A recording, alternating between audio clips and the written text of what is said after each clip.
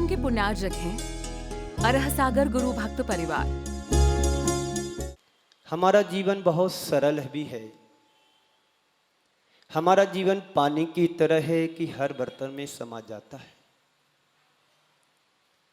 लेकिन जीवन की सरलता तभी सही मानी जाती है कि बाहर से नहीं, भीतर से भी सरल होना चाहिए। भीतर से सरलता तुम्हारी कर्मों की निर्जरा करने में समर्थ होती है।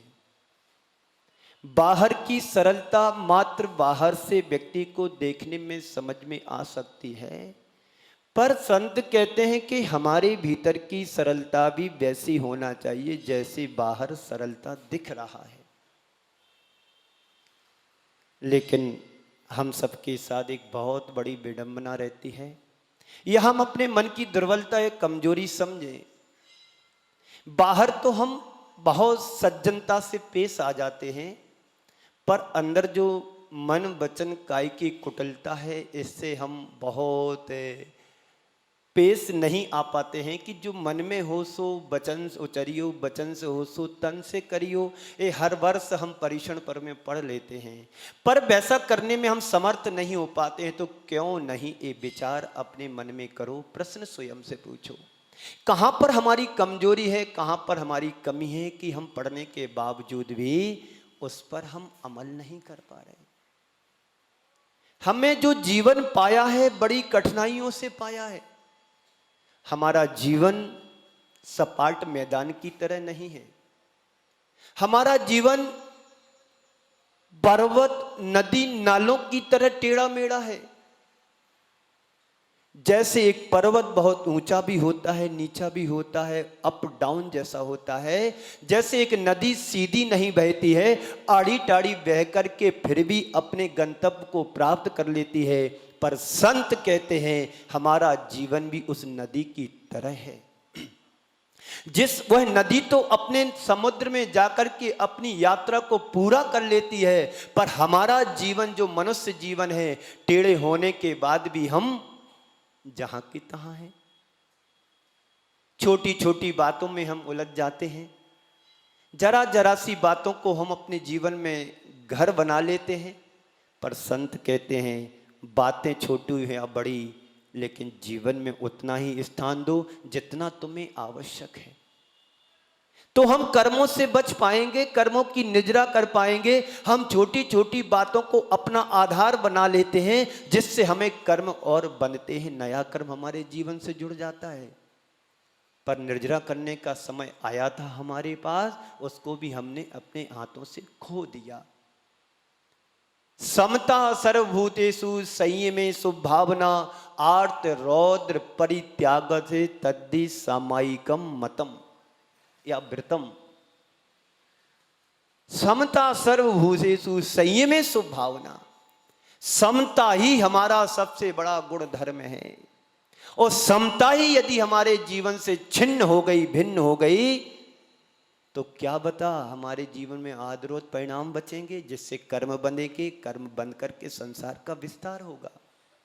पर संत कहते हैं कि कितनी भी बड़ी से बड़ी प्रतिकूलताएं तुम्हारे जीवन से जुड़े, तुम्हारे जीवन में आए, उसमें समता सिर्फ समता रखना है, तो कर्मों की निर्जरा कर सकते हैं। दुख तुम्हारे जीवन में आया है, दुख ना आए यह हमारे हाथ में नहीं है। दुखों को सहन करना तो हमारे हाथ में है। प्रतिकूलताएं ना आए यह हमारे हाथ में नहीं है, पर प्रतिकूलताओं को सहन कैसे करना यह तो तुम्हारे हाथ में है। कोई गाली दे, रोकना ये तुम्हारे हाथ में नहीं है।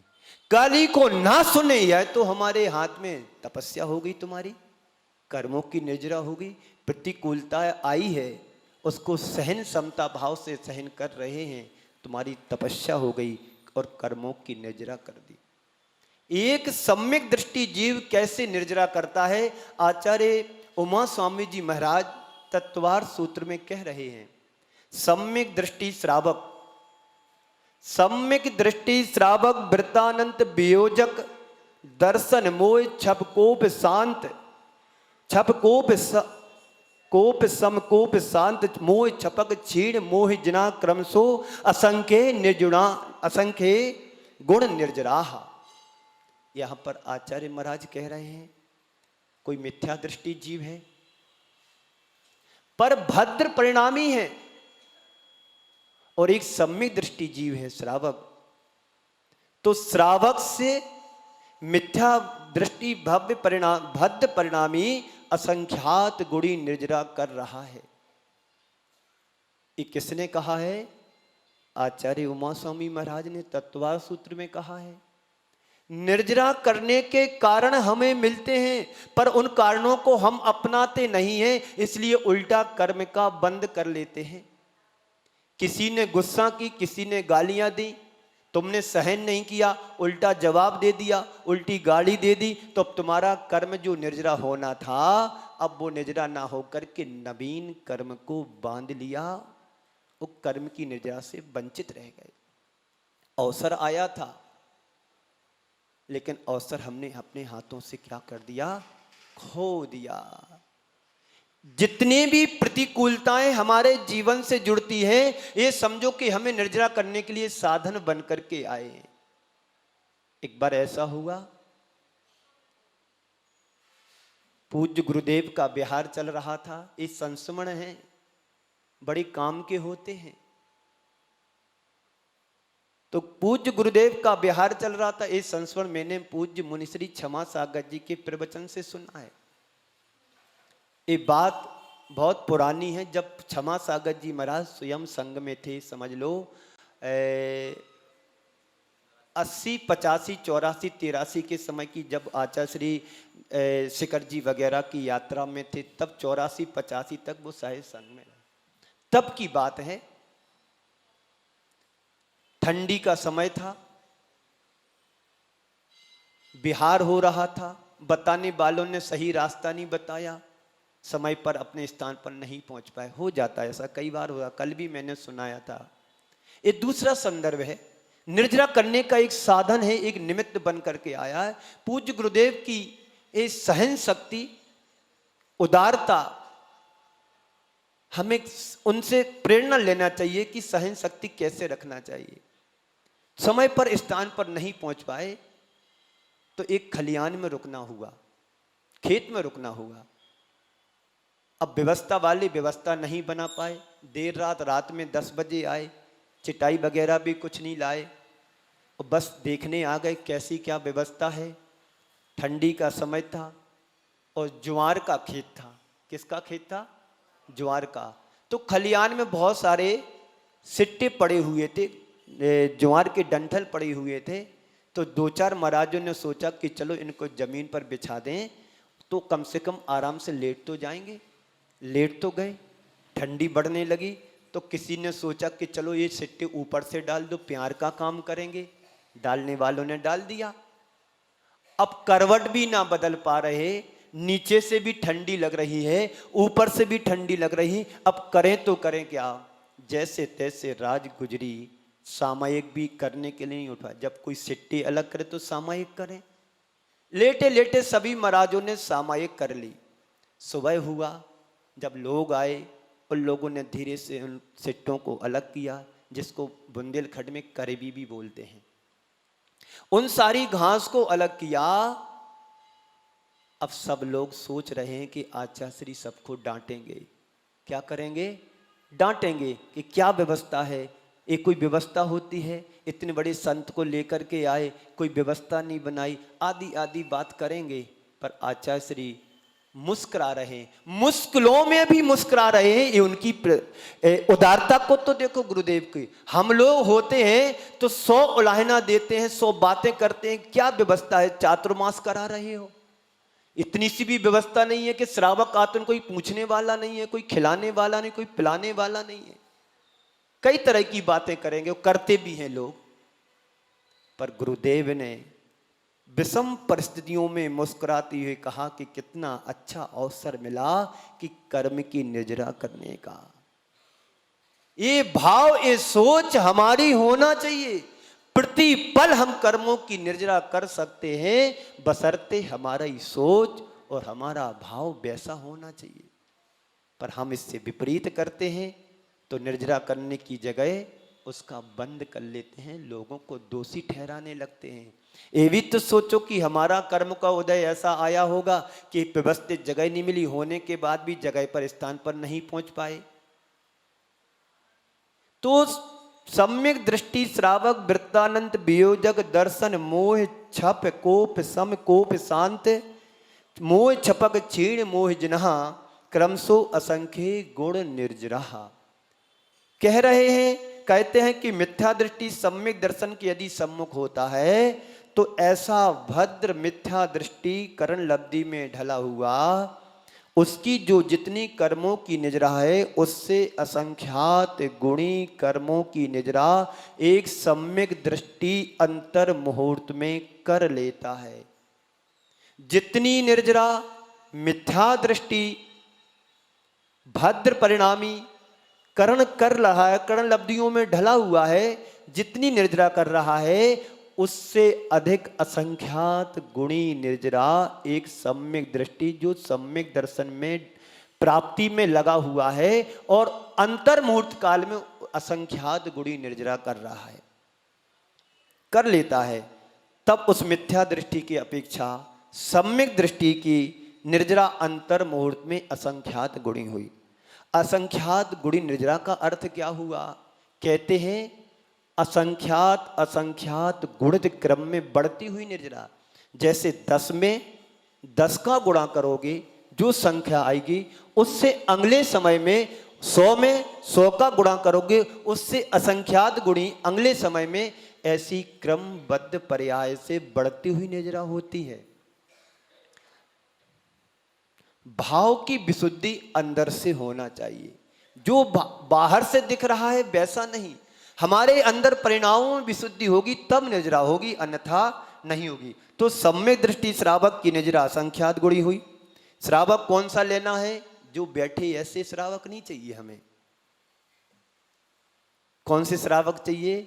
जो पंचम गुण स्थान वर्ती श्रावक हो, श्रावक के 12 वृत्तों का पालन कर रहा हो, वो श्रावक चाहिए। फिर आप भी श्रावक बन जाओगे तो निर्जरा नहीं होगी, अपितु बंद होगी। क्यों? हमारा दृष्टिकोण वैसा नहीं है। अभी लाइट चली जाए, पंखा बंद हो जाए, आकुल व्याकुल हो जाओगे तो निर्जरा क्या बंद ही होगा, उल्टा। वो श्रावक चाहिए कि लाइट चली जाए पर मेरा अंदर का चित्त विचलित नहीं होना चाहिए, बाहर की चेहरे की मलिनता नहीं होना चाहिए। तब असंख्यात असंख्यात गुणी निर्जरा कर पाते हैं। तो पंचम गुण स्थान बढ़ती, देखो चौथे गुण स्थान में अनंतानुबंधी कसाई चली जाती है। कर्मों की निर्जरा अंतर मुहूर्त के लिए असंख्यात गुणी हो गई। फिर बाद में 5वां गुण स्थान आता है, अप्रत्याख्यान वर्णी कसाई चली गई, अब उससे असंख्यात गुणी निर्जरा हो रही है। इसलिए तो लिखा है कि एक सम्य दृष्टि होवे जिसके व्रत नियम कुछ भी नहीं है, ऐसे अविरति कोई भी आत्मा का चिंतन करे, तत्वों का चिंतन करे, तो जितने कर्मों की निर्जरा करता है उससे असंख्यात गुणी निर्जरा एक सच्चा श्रावक पंचम गुण स्थान वर्ती श्रावक करता है। कैसे? भोजन करते करते भी ये श्रावक निर्जरा कर लेते हैं। किसकी अपेक्षा से? अविरत सम्यक दृष्टि की अपेक्षा से। एक पंचम गुण स्थान वर्ती कोई भोजन भी कर रहा है तो अब भी असंख्यात गुणी निर्जरा कर रहा है। मतलब क्या हुआ? क्योंकि उसके अप्रत्याख्यान वर्णन कसाय का अभाव हो गया है, इसलिए वो कर रहा है। इसलिए वो भोजन भी करे तब भी असंख्यात गुणी निर्जरा होगी आवृत्ति की अपेक्षा। एक वृत्ति की और अणुवृत्ति अगर आत्मा के चिंतन में लीन है तो जितनी निर्जरा करे उससे असंख्यात गुणी निर्जरा एक मुनिराज आहार करते करते करता है।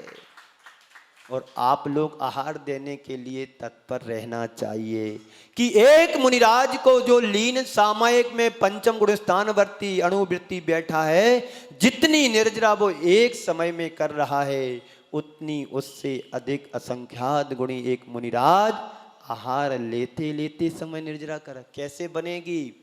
6वां गुणस्थान 7वां गुणस्थान झूले की तरह चलता रहता है। जब आप ग्रास देते हो और मुनिराज के हाथ में ग्रास रखते हो, जब वो शोधन करते हैं तो सातवां गुण स्थान बनता है, क्योंकि उनकी आहार के प्रति लोलुपता नहीं है। एक गिरास भी बिना शोधन किए ग्रहण नहीं कर सकते। जब शोधन करते हैं सातवां गुण स्थान बनता है, उस समय असंख्यात गुणी निर्जरा होती है। और जब अंदर लेते हैं छठवां गुण स्थान आ जाता है, तब भी असंख्यात गुणी निर्जरा करते हैं।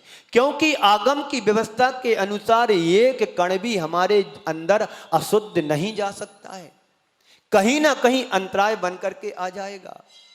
पर तुम्हारे पेट में चला भी गया होगा, वह भी बाहर आ जाएगा। क्यों? उसके व्रत हैं, उन्हीं व्रतों के माध्यम से जी असंख्यात गुणी निर्जरा होती है मुनिराज की। कब? भोजन करते करते। सम्य दृष्टि श्रावक की असंख्यात गुणी, श्रावक से व्रत यानी जो महावृत्ति है, मुनि है, उनकी असंख्यात गुणी निर्जरा। फिर मुनियों में भी कोई अनंतानुबंधी कसाई की विसंयोजना कर रहा है तो उसकी असंख्यात गुणी निर्जरा होती है।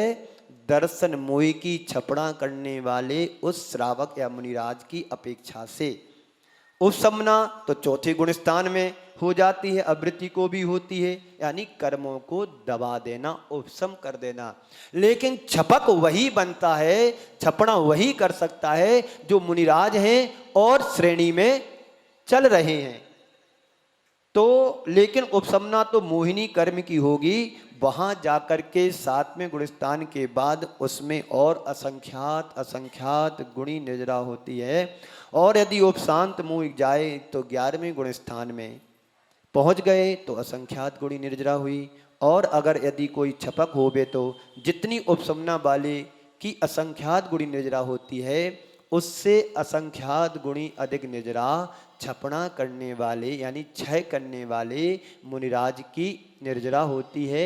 अब वो 11वें में न जा करके सीधे 12वें गुण स्थान में जाएगा। दोनों के श्रेणी चढ़ने में गुण स्थान एक से रहेंगे, पर अंतर इतना आ जाता है, जो उपशम करने वाला होता है मुनिराज वो 11वें गुण स्थान तक जाएगा। जो छपना करने वाला मुनिराज है वो सीधे 11वें में न जा करके 12वें गुण स्थान में छलांग लगाता है। इस अपेक्षा से असंख्यात गुणी निर्जरा कर लेता है। केवली भगवान के तो निर्जरा असंख्यात गुणी, इस तरह से निर्जरा का क्रम ऐसा बढ़ता चला जाता है। सवाल सिर्फ इतना है कि जितनी जितनी जिसकी कसाय मंद होगी उतना उतना कर्मों की निर्जरा ज्यादा होगी। कसाय भरे रखे हो, भले तुम श्रेणी में भी आरूढ़ हो रहे हो, यदि कसाय अंदर की मंद नहीं है तब भी निर्जरा नहीं होगी। तो इस तरह से हमारे लिए कर्मों की निर्जरा का एक साधन ये भी है। आचार्य कहते हैं हमारे जीवन में यदि सुख दुख जो भी है उसमें यदि हम कसायों में मंदता लाते हैं तो हमारी निरंतर असंख्यात गुणी निर्जरा होती है। ये निर्जरा अधिकार समय सार में भी है, वहां पर भी अध्यात्म में जीने वाले श्रावक या मुनिराज उसका स्वाध्याय करके भी असंख्यात गुणी निर्जरा कर लेते हैं। कैसे करोगे असंख्यात गुणी निर्जरा? यदि तुम्हारे लिए अनुकूल वहां पर नहीं है अनुकूलता, तो फिर जैसा है वैसे में एडजस्ट करोगे। वहां जो तुम्हारी समता बनेगी तो स्वाध्याय करते करते भी असंख्यात गुणी निर्जरा को श्रावक या मुनिराज कर लेते हैं। तो इस निर्जरा के साथ कर्मों की निर्जरा हो, कर्मों का बंध ना हो, ये निर्जरा अधिकार मोक्ष मार्ग में परम आवश्यक है। मोक्ष मार्ग तुम्हारा तभी प्रारंभ हो या शुरू होता है जब तुम्हारी कर्मों की धीरे धीरे निर्जरा होती है। क्योंकि बिना निर्जरा किए या बिना कर्मों का फल दिए कभी कर्म हमारे आत्मा से अलग नहीं होते। यदि तुम्हारे लिए थोड़ा बहुत दर्द होता है, शरीर में पेन होता है, तो ये समझना चाहिए कि कर्म हमारा वहां से जा रहा है। इस कार्यक्रम के पुण्यार्चक थे अरह सागर गुरु भक्त परिवार।